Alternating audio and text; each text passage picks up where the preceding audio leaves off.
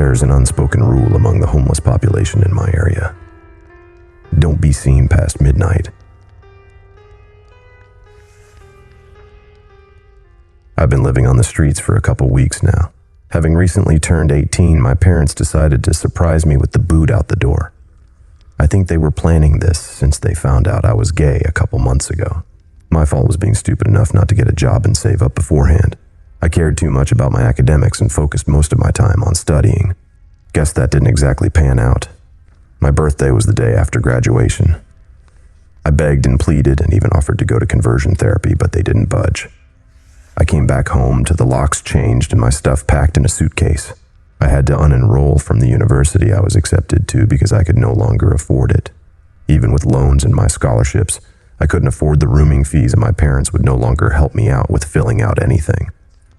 I also lost all my friends when they found out about my sexuality, so I couldn't find a couch to crash on. Regardless, I had some money saved up from birthdays and holidays, but that was quickly used up at motel stays. The towns around me were full of dying businesses and declining populations, so I decided to use up the last of money and go to a nearby city.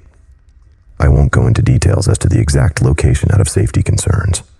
I guess it doesn't matter because what's happening here is probably happening everywhere else. The first day I arrived, I tried to look for jobs, but who wants to hire a disheveled teenager? I didn't have anything nice to wear for interviews. Besides, the cost of transportation and even hygiene upkeep was hard to maintain. Essentially, I was screwed for the time being. Homeless shelters were all closed, or they only prioritized women. I soon found myself in a homeless encampment. I couldn't sleep anywhere else. The park said security roaming, and everywhere else I would find myself being the victim of attacks, or even people throwing shit at me for entertainment. I had enough pride not to beg, though. I was sure I could find something soon. I'm not sure how people wound up here, but it was a small makeshift settlement under a highway. Tall, rusted steel held up the highway, looming over our tents and garbage that we held on to as mementos as people whizzed by going off into their perfect little lives. It felt like we were stuck in a bubble. As time went on and people advanced, we just stood still stuck in this dreadful purgatory. There were even fences around the area, covered with blue tarp, hiding away our shame from the rest of the city. I was still lucky than most of the people around me, though. I still had all my senses and I didn't have any chronic conditions like HIV nor any drug addictions. Life hadn't beaten me down that path yet. The first night I spent in this area, I was getting ready to settle in for the night, pulling myself up on one of the bridge bases in the center of the encampment when I heard rustling from all around me. It was as if everyone had the sudden idea of hiding in their tents. I looked around me all alarmed. Could it be the cops? "Hey kid, you got somewhere to stay?" I heard a man's rough voice ask before coughing violently. "I'm sorry," I replied. "Do you need a tent to stay in?" "I got extra room in here if you want," he replied while gesturing at a small dirty tent. It looked like it could barely hold one person, let alone two. "I think I'm good, Nathan. The boy is fine." A bundled up woman with dirt streaks on her face appeared out of nowhere, pushing me away from him. "Hon, you shouldn't be here. Are you sure you have nowhere else to go?" she whispered. "No." "Why? What's going on?" I asked, quite alarmed. She shifted her gaze and pushed me towards her tent. It was much larger than Nathan's. Its bright yellow plastic covering, which had seen better days, was now held together by duct tape. "Listen, kid. There's a couple rules you have to follow. You can stay here, but you need to know them by heart." "Follow?" she asked in a hurried tone. I merely nodded as I looked around. The tent had a small cot, an oil lamp, and there was a pile of clothing in the corner next to a shopping cart. It might not have been much, but it was way better than being out in the streets empty-handed. Rule number 1. They only come out when the sun sets. They go back into hiding when dawn breaks. Her worried tone was getting a bit harsh. Nothing made sense. Who is them? I tried to ask who they were, but I could tell she wouldn't answer until she finished. Rule number 2. Do not let them know of your presence. You're fucked if you do. Last rule. Whatever you hear or see, do not go out. Even if it's your friend or family member's voices screaming for help. "Do you understand me?" she said, trying to put up a brave front. But I could tell she was scared as she could ever be. "Okay, I got the rules, but who are they?" I asked, trying to get something out of her. Being kept in the dark about anything like this just wouldn't put my mind at ease.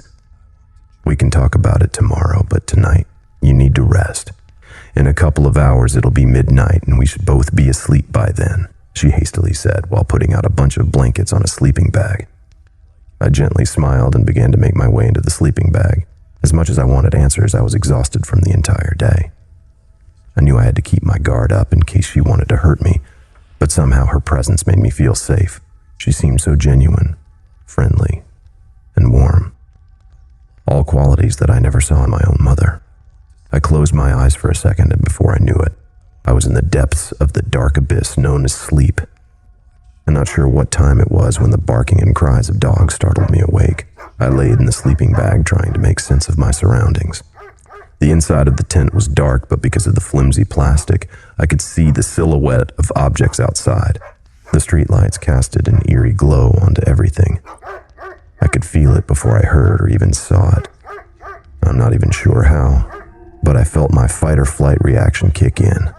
Every hair on my body rose, and I could feel this tension in the air, like lightning before it struck. The air turned putrid with the smell of decay as the whines of all the animals got louder. I wanted to close my eyes, but I couldn't help but look to see what it was. I looked over to my right and saw the silhouette of a hunched-over person. There was something extremely wrong about it, though. Its arms were down to its feet, and I could see the protruding bones of its back. It had long, messy hair and a large dog-like snout for a nose. I thought maybe the distance was distorting its shadow, but something about it was so unnerving I wanted to close my eyes and go back home. It wandered away after a short while, but my fear still lingered throughout the night. I didn't sleep a bit, and I waited until the woman got up. "Morning, kid," she said with a smile while getting up. "I never got your name," I said while looking down at the floor. "Name's Sandra. What's yours?" "Matthew," I whispered. "I saw something last night." She got silent and made a serious face. She started getting off the cot and made her way to a table, grabbing a water bottle for me before taking one for herself. "What did this one look like?" She took a sip before asking. "What do you mean this one? There are more?" "I'm going to be honest, kid. I don't know what they are. They started coming out of the sewers a couple months back, right after the forest fires. From what I've seen, the local authorities know about them, but they can't do much about it. They only come out at night. I think they're getting stronger, though. They never came close to this area, but they must be getting more comfortable with people." "What do they do?" "I don't know, and I don't want to know. All I know is that noise attracts them. They don't do much when you're asleep. So why are there still people around this area? Shouldn't we leave? And go where? This is the only area of the city where the cops don't care. They basically rounded us up and dumped us here. Besides, it wouldn't matter anyways." Her voice got lower with that last part. "What do you mean?" I asked. "Rumors, those things are everywhere. I met folks that encountered them from all over the country. Whatever is happening, it ain't just here." "Do people try to fight them?" "I think old Jacob heard of a man who shot one several times, but it wouldn't go down." She almost whispered. "Do you think..." "Shh. I think that's enough talk for now. They can hear when you talk about them. I don't want any more talk of this. Not looking for trouble. Here, eat up. I opened a can of food. It ain't much, but it'll get your belly full for today." She then asked, before essentially interrogating me, about my life story. That night I tried to sleep, but once again I found myself wondering about what those creatures could be. Right as I was about to close my eyes, I felt it. That static in the air and the smell of decay. The cries of dogs filled the air, except this time I heard a dog bark right outside of the tent. "Rudolph, get back here, boy," I heard a man yell as quietly as he could. From the shadows, I could see the dog run up in front of our tent, barking at a shadowy figure. It was taller than the one last night, but had the same long, bony arms that reached down to its knees and ended in sharp, curled-up talons. It used it to snatch up the dog and ripped it in half, silencing the dog's barks with a loud, horrible whimper and splattering the plastic of our tent with a dark liquid. "Rudolph! Rudolph, no!" the man cried out, grabbing some sort of stick and hitting it with his might. but the figure merely grabbed him by the throat and pushed him against the wall of our tent, ripping through, causing both of them to fall over right in front of me. I just sat there in complete shock, trying to register what was happening. All I heard was yelling from both Sandra and the man that was being held down by that creature. Its bald head was splattered with blood. Its eyes were completely icy and dead, and it had a twisted smile that revealed shark-like teeth drenched in blood. It opened its mouth, and a large black tongue covered in small black spikes slithered out and went down the man's throat.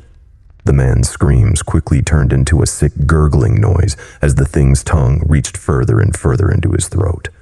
Blood splattered all over, and I felt some wet substance hit my face. I felt a pressure around my arm and was lunged to my side. I tried to scream but felt a hand wrap against my mouth. It was Sandra, only she was silently hushing me while pulling me aside from it. We ran out into the pitch black of the night, running through the labyrinth of tents full of silent yet terrified bystanders. Eventually, we reached a corner of the encampment which contained a rusty, broken-down car covered in blue plastic tarps. She motioned me to crawl underneath it while trying to cover me with the tarp. "Quickly, kid. We don't have all day. Just stay under there and be silent. No matter what you hear, do not come out. Not even if it's my voice. Just wait until the sun comes up," she whispered rapidly. I tried to get a glimpse between a crack of the tarp, but I could barely make out anything other than the outlines of Sandra. She seemed to grab a nearby pipe and held it against her in a defensive maneuver. "Rudolph," a raspy, crackly, yet animalistic voice screamed out of the darkness. It sounded as if someone was playing a recording of that dead man's last words and combined it with that of an animal just learning to speak. "Rudolph, it found us." It pranced on all fours and walked towards our area. Its naked body was now drenched in red liquid dripping from it like rain. Sandra tried to hit it with the pipe, but it merely grabbed it with its large claws and raised her up with the other one by the throat, digging into her throat slightly. She tried kicking and wriggling out, but it opened its mouth and stuck its spiny black tongue down into her throat as well. I closed my eyes and covered my mouth to avoid making a sound. After a while, I stopped hearing the sound of stifled screaming and gurgling, but I was too scared to open my eyes. "Rudolph," it hissed in that disgusting, inhuman voice. I heard the metal of the car bend and creak as that thing crawled on top of the car. I laid there on the cold concrete for what must have been hours, counting down the seconds before the sun rose. It must have been around dusk when I finally heard that thing make its way off the car and into the darkness that was being lit up by the dim orange cast in the distance. I peeked through the tarp to make sure it was leaving, and it slightly turned around and made direct eye contact with me. Its blood-coated face grinned slightly, barely revealing the sharp edges of its teeth, but it merely walked away proudly like a predator after a satisfying hunt. I laid there until I felt the heat of the sun boil the concrete into a smoldering rock, burning my skin, which forced me to get off it. I walked back into the direction of the tents, looking around to see the inhabitants crowding around the front entrance of the encampment. There was a large group of police officers and men in black suits pushing away everyone. "Stay back. There's nothing to see here. Go back into your tents," a burly old man yelled into a loudspeaker as he motioned his officers to step forward. Sandra's tent was already sealed off in yellow tape, and several detectives stood all around it. The cops stood outside, motioning bystanders to move out while muttering under their breath. "Damn, another one. At least whoever is doing this is doing way more about those bums than our politicians. You think those suits know something about what is doing this? I bet it's some Jack the Ripper copycat. Nah, I bet it's aliens." They snorted and chuckled to themselves before a burly one spotted me in the crowd. "Hey, that one has blood on his face. Kid, stop right there." I felt like a deer in headlights, and I stumbled backwards looking for a way out. I was not going to go to jail. I knew they were going to pin this on me. I heard shots behind me, and a bystander fell near me. I didn't get a chance to see who it was before I felt a pressure run into me, causing the both of us to stumble on the floor. It was one of the cops putting pressure on my arms, while another one put handcuffs on me. They were trying to drag me away before one of the men in suits stepped up. "He's under our custody now. Thanks, boys, but we'll take it from here. You remained expressionless during the entire ordeal." "Fuck you. We caught him. He's ours. You don't even have jurisdiction here." One of the men tried to shove me next to his side. "I think that should be the least of your concerns. You should be more occupied learning to manage such situations. Your friend over there just shot an innocent civilian, and you want us to trust you with such a vital witness." I could hear the screams and chaos unfold around us. The cop huffed and left, throwing around curses left and right, leaving me all alone with him. I looked up at him and noticed that he was completely bald. His skin was so clear and white that I could see every vein and ligament. It was almost translucent. I couldn't see his eyes, though. They were obscured by the thick black frames of his sunglasses. "We're going to take you down into our headquarters and we're going to talk. Is that okay?" he asked, not caring about the blood splatter on my face. We left the scene in a black van, along with the other suits, and I tried to look out to see where we would be going, but the windows were so tinted that I couldn't see through them. Instead, I sat in silence with the suit, who was too busy looking through his laptop. From the reflection of his glasses, I could see he was analyzing other crime scenes. I tried to squint to get a better view without him noticing, but I guess he caught on because he turned his laptop for me to get a better view. "Better?" he asked, forming a slight, creepy smile. "Sorry," I apologized while leaning a bit down into my seat. From the brief glimpse, I couldn't recognize the images on his laptop. The bodies were torn in half, and some of them were even children. They weren't anything like last night. It was revolting, and it left a chill down to my core. We arrived at his building sometime later. I can't tell you much about it simply because they put a black sack over my head, but I can tell you that the walk was quite long. The sound was muffled, and the air was still almost like we were underground. When they took it off, I could see that I was in a completely empty room, just a chair and a table, with him and I. When they took it off, I could see that I was in a completely empty room, just a chair and a table with him and I. "All right, Matthew, I have you here as unemployed, and your current home address is kind of a long way from home, don't you think?" He smirked. "I was kicked out for being gay. I don't know. I moved to the city hoping to get a job," I replied honestly. "Well, that's no fun. I think we can form some sort of arrangement. I just need you to help me in return." "What do you mean?" I asked, leaning my hands forwards. "I just need you to tell me everything you saw last night in perfect detail. Everything you can remember." He leaned back in his chair and put his feet up on the table. I nodded and began to tell him everything I saw and heard, down to the events right before they caught me.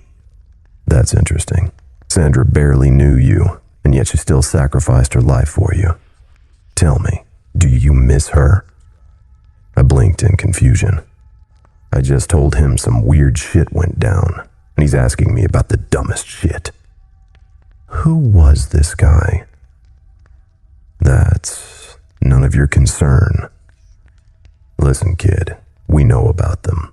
We just don't know why they're all coming out. It's like something is scaring them from underground, or maybe it's the recent fires, who knows?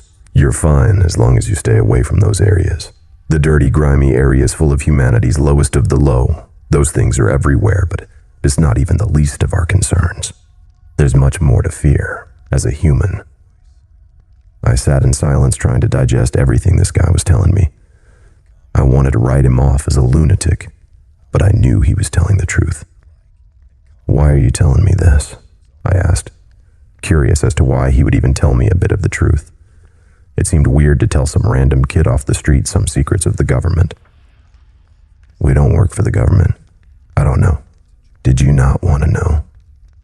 "I honestly don't care. Do with the information as you will. It's not like anyone will ever believe you. Our organization is scrubbing the evidence as we speak, and you will be closely monitored. I'm always curious as to the reactions of those who know. Who knows? Maybe you'll even come to work with us," he replied joyfully while clasping at his hands like a child getting a birthday present. Things got a little hazy after that. I remember waking up in a hotel room with a new phone and a laptop along with instructions on how to access my new bank account. They gave me enough money to live carefree for a couple of years. I'm not sure why I'm writing this. I guess I just want to feel something other than the numb feeling that's crawled up to my soul ever since everything went down. What could he have meant? That there were worse things to fear?